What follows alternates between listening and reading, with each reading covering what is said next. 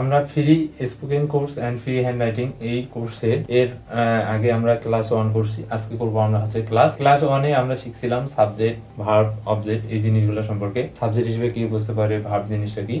আমরা আজকে শিখবো সাবজেক্টের সাথে হচ্ছে যে ওই যে সিঙ্গুলার, মানে সাবজেক্টটা সিঙ্গুলার না প্লুরাল, মানে এক বচন না বহু বচন, ভার্বটা এক বচন না বহু বচন।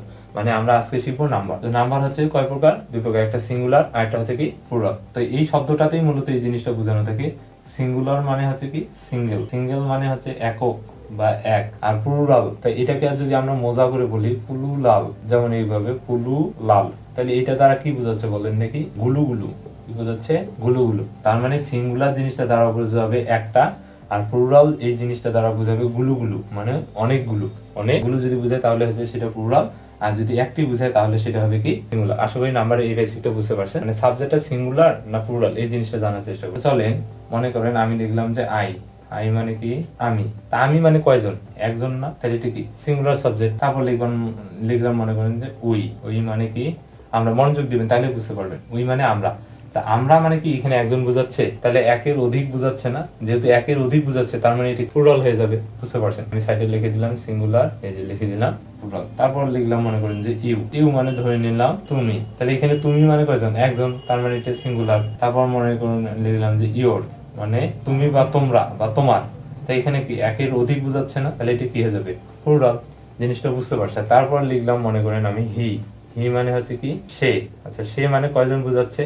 একজন, তাহলে এটা কি হবে? সিঙ্গুলার। তারপর মনে করেন যে আমি সি লিখলাম, তাহলে সি এটা মেয়ের ক্ষেত্রে বোঝায়, হি ছেলের ক্ষেত্রে, সি হচ্ছে মেয়ের ক্ষেত্রে। সি মানে তো একজন, তাহলে একজন বুঝাইলে হবে কি সিঙ্গুলার। তারপর মনে করেন আমি লিখলাম হচ্ছে দে মানে কি তারা, তারা মানে কি একের অধিক না, তাহলে যেহেতু একের অধিক তার মানে এটা কি হয়ে যাবে? প্লুরাল। আচ্ছা, আর কোনগুলা প্লুরাল হইতে পারে? যেমন মনে করেন যে আমি যে কোনো একটা নাম লিখলাম যে রহিম। রহিম কয়জন? একজনেরই তো নাম বোঝাচ্ছে, তাহলে এটা কি হয়ে যাবে? সিঙ্গুলার। আমি লিখলাম সকিনাও তো কয়জনের নাম? একজনের, তাহলে এটা কি হয়ে যাবে? সিঙ্গুলার। আশা করি আপনারা কোনটা সিঙ্গুলার সাবজেক্ট কোনটা প্লুরাল সাবজেক্ট এটা বুঝতে পারছেন। এক কথায় যে জিনিস একটি বোঝাবে সেটা হচ্ছে সিঙ্গুলার, আর যেটা একের অধিক বোঝাবে সেটা হয়ে যাবে কি প্লুরাল। ভার্বের সিঙ্গুলার প্লুরাল জিনিসটা জানা আছে। আচ্ছা, ভার্বের সিঙ্গুলার প্লুরাল বের করার হচ্ছে যে চোরামি বুদ্ধি আমরা শিখবো।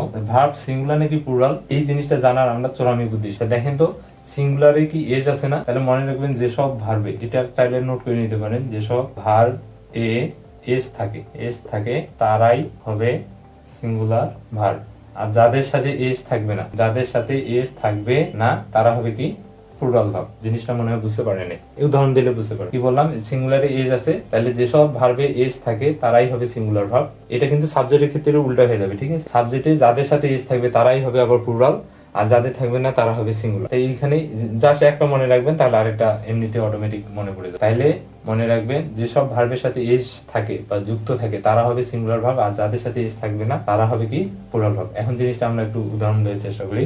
মনে করেন আমরা বিভাগ গুলা লিখলাম, দেখেন তো am, is, are, was, were, have, has এই জিনিসগুলোর মধ্যে বলেন তো কে সিঙ্গুলার ভার্ব আর কে প্লুরাল ভার্ব? এই জিনিসটা আমরা আপনাদের অনেকেই হয়তো নির্ণয় করতে পারেন না। তাহলে এই যে চরমী বুদ্ধি, যাদের সাথে এস থাকে তারা হবে সিঙ্গুলার। দেখেন তো এম তো সচরাচর সিঙ্গুলারই হয়, তারপর ইজ, এই যে এস আছে না, তাহলে এই যে এটাও সিঙ্গুলার, আরে কিন্তু এস নাই তার মানে এটা সিঙ্গুলার হবে না, ঠিক আছে? তারপরে এই যে ওয়াজে এস আছে তার মানে এটা সিঙ্গুলার, ওয়ারে এস নাই তার মানে এটা কি সিঙ্গুলার হবে না, হ্যাভ এস আছে নাই তার মানে এটা প্লুরাল, হ্যাজ এস আছে। দেখেন এটা জিনিসটা বুঝতে পারছেন। Singular subject singular verb, plural subject plural verb, এই জিনিসটা বা এই টপিকটা নিয়ে কেন আমি আলোচনা করলাম? কারণ আমাদের এই স্পোকেন ইংলিশে বা ফ্রি হ্যান্ড রাইটিং করতে গেলে আমাদের খুবই গুরুত্বপূর্ণ একটা টপিক, মানে কোন সাবজেক্টের সাথে আমরা কোন ভার্ব ইউজ করতে, ওইখানে যে জিনিসটা আমাদের জানা লাগবে সেটা হচ্ছে যে সিঙ্গুলার সাবজেক্টের সাথে সিঙ্গুলার ভার্ব আর প্লুরাল সাবজেক্টের সাথে প্লুরাল ভার্ব। এই জিনিসটা আশা করি এই ক্লাসটার মাধ্যমে বুঝতে পারছি। তাহলে আমরা নির্ণয় করতে পারলাম যে কোনটা আসলে সিঙ্গুলার সাবজেক্ট কোনটা প্লুরাল সাবজেক্ট, তারপর নির্ণয় করতে পারলাম যে কোনটা সিঙ্গুলার ভার্ব কোনটা হচ্ছে প্লুরাল ভার্ব। এই জিনিসটা আমরা নির্ণয় করতে পারলাম। তাহলে আমাদের হচ্ছে যে ওই বাকি যে ক্লাসগুলো সেগুলোতে আমাদের আর বেগ পেতে হবে না। তাহলে এই জিনিসটা আশা করি বুঝতে পারছেন।